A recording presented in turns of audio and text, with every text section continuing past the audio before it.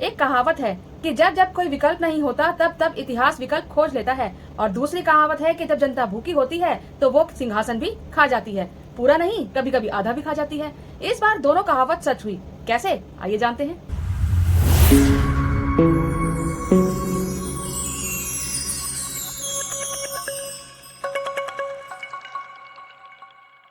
Hello and welcome दोस्तों, मैं हूं वंदना और आप देख रहे हैं लीगल चॉइस। दोस्तों, चुनाव निमट गए, एग्जिट पोल आया और चला गया, नतीजे भी आ गए। 400 पार वाले बाबा मुश्किल से 200 पार कर पाए। अब नीतीश कुमार और चंद्रबाबू नायडू के सहारे ही बीजेपी सत्ता में रह सकती है। बीजेपी को 240 के करीब सीटें मिली हैं। सरकार बनाने के लिए 272 के आंकड़े चाहिए।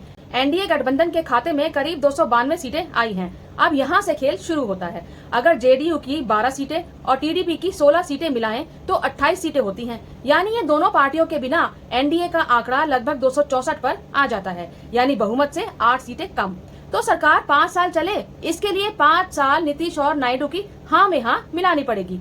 ऐसी नौबत आने का सबसे बड़ा कारण माना जा रहा है उत्तर प्रदेश। बात उत्तर प्रदेश की करें तो 5 साल पहले 62 सीटें जीतने वाली भाजपा इस बार 33 सीटों पर सिमट गई। वोट शेयर भी 50% से घटकर 41% रह गया। योगी मोदी ने मिलकर पूरी ताकत लगाई। मोदी ने 32 और योगी ने 169 जनसभाएं की, फिर भी हार रोक नहीं पाए। और तो और अयोध्या सीट भी भाजपा हार गई, जहां 3 महीने पहले भव्य राम मंदिर का उद्घाटन हुआ था।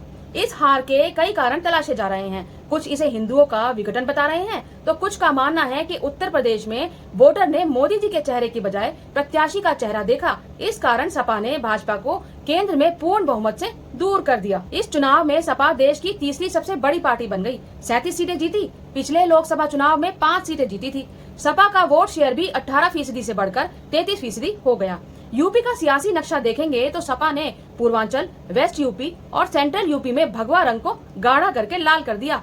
और तो और बनारस से प्रधानमंत्री मोदी जी भी वैसी जीत हासिल नहीं कर पाए जैसी 2019 में हासिल की थी। विश्व गुरु हारते हारते बचे हैं। दोस्तों, चुनाव कई अहम मुद्दों पर लड़ा जाता है। आप 2014 का चुनाव देखिए, इसमें हिंदुत्व भी था, विकास, रोजगार, महंगाई, किसानों की आय दुगनी, भ्रष्टाचार जैसे मुद्दों की बात थी। तो 2019 में हिंदुत्व को राष्ट्रीय सुरक्षा, धारा 370 और राम मंदिर जैसे मुद्दे भी मुखर थे। लेकिन इस बार जहां विपक्ष रोजगार, अग्निवीर, किसान, महंगाई जैसे मुद्दों की बात कर रहा था, तो सत्ता पक्ष या तो 400 पार के नारे पर अटका था या फिर ऊल जलूल बयानबाजी करता रहा। खुद को परमात्मा का अवतार बताया या भगवान जगन्नाथ को मोदी जी का भक्त बताया। मोदी जी के भक्त महाप्रभु, मोदी जी के भक्त महाप्रभु। आज सबके हाथ में मोबाइल है, एक छोटा सा वीडियो रातों रात वायरल हो जाता है। भाजपा मोदी नहीं तो कौन के सिवा दूसरा कोई मुद्दा खोज ही नहीं पाया, तो विपक्ष मोदी नहीं तो कौन वाले सवाल से किनारा करता रहा, क्योंकि निशाने पर मोदी ही थे। और उनके भाषणों, इंटरव्यू में इतना मसाला तो था ही कि विपक्ष उनके सैकड़ों मीम और छोटे छोटे वीडियो आदि बनाने में जुटा रहा। वो खूब प्रसारित भी हुए। जो गोल्ड है बहनों का, गोल्ड ले लेंगे, मटन बनाने का मौज ले रहे हैं। वो देश के लोगों को चिढ़ाना चाहते हैं कि आप उड़ीसा के जिलों के नाम बोलिए और जिलों के कैपिटल के नाम बोलिए। अगर किसी चुनाव में सोशल मीडिया पर दम दिखाने का कोई महत्व होता है तो वो यहाँ देखने को मिला। इस बार विपक्ष ने बाजी मार ली।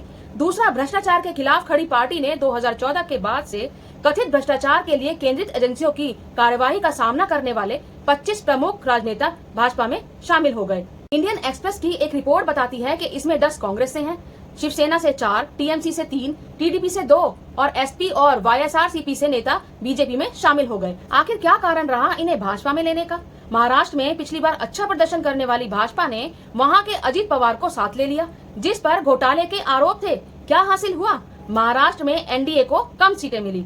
खैर, चुनाव निपट गए। अब बीजेपी जोड़ तोड़ से सरकार भी बना लेगी। क्या वो सरकार 2014 या 2019 की तरह ताकतवर होगी? मन में कोई कुछ भी सोचे, लेकिन सच ये है कि सरकार बनाने के लिए मोदी और बीजेपी के सामने अब इन पुराने सहयोगियों के साथ तालमेल बिठाने की जरूरत पड़ेगी। ताजा नतीजों के बाद सत्ता समीकरण में इन दोनों नेताओं के किंग मेकर की भूमिका में आ जाने पर ये सरकार नीतीश कुमार और चंद्रबाबू नायडू के बिना नहीं चल पाएगी। और नीतीश कुमार मौसम की तरह बदलते रहते हैं, या यूं कहिए कि ये दोनों ही पुराने उस्ताद और मंजे हुए राजनेता हैं और खास तरह की राजनीतिक सोच रखने वाले हैं। और इस सत्ता समीकरण में वो पूरी कीमत वसूल करेंगे और अपनी मांग रखेंगे कि ये चाहिए जी, तभी रहेंगे। हालांकि अगर सामान्य राजनीतिक संदर्भों में बात करें तो तीसरी बार सरकार बनाने की कवायद में 240 के करीब सीटें लाना कोई बुरा प्रदर्शन नहीं है। मोदी जी ने 400 पार का अपना लक्ष्य ही इतना आगे कर दिया था कि बीजेपी जीत कर भी हारी हुई महसूस कर रही है और विपक्ष हार कर भी जीत गया लगता है। दूसरा सबसे बड़ी चुनौती ये है कि मोदी जी के 10 साल के कार्यकाल में सत्ता में किसी की भागीदारी नहीं थी सिवाय खुद प्रधानमंत्री और गृह मंत्री के। अब वो सत्ता में भागीदारी बढ़ाएंगे, लोगों की सुनी जाएगी तो सरकार चल पाएगी, यानी सरकार के गठबंधन धर्म का पालन करेंगे और वाजपेयी मॉडल अपनाएंगे तो ये सरकार चला पाएंगे। इसमें सवाल ये भी है कि मोदी जी को इस मॉडल के बारे में अपने जीवन में कोई अनुभव नहीं है। 2002 से 2024 तक 3 बार मुख्यमंत्री रहते और 2 बार प्रधानमंत्री रहते उन्होंने एक छत्र पूर्ण बहुमत राज किया। अब अचानक तालमेल और सहमति की राजनीति करना एक चुनौती होगी। अब वो इस नई भूमिका को कितना अपना पाते हैं उसी पर इस सरकार का टिकना निर्भर करता है। कुल मिलाकर ये सवाल बन जाता है कि मोदी जी का तीसरा टर्म चुनौती भरा होगा क्योंकि इस बार गठबंधन की सरकार है। आप इस बारे में क्या सोचते हैं? अपनी राय कमेंट बॉक्स में जरूर दीजिएगा। मेरी इस वीडियो को लाइक कीजिएगा, शेयर कीजिएगा, मेरे चैनल को सब्सक्राइब जरूर कीजिएगा। जय हिंद, जय भारत।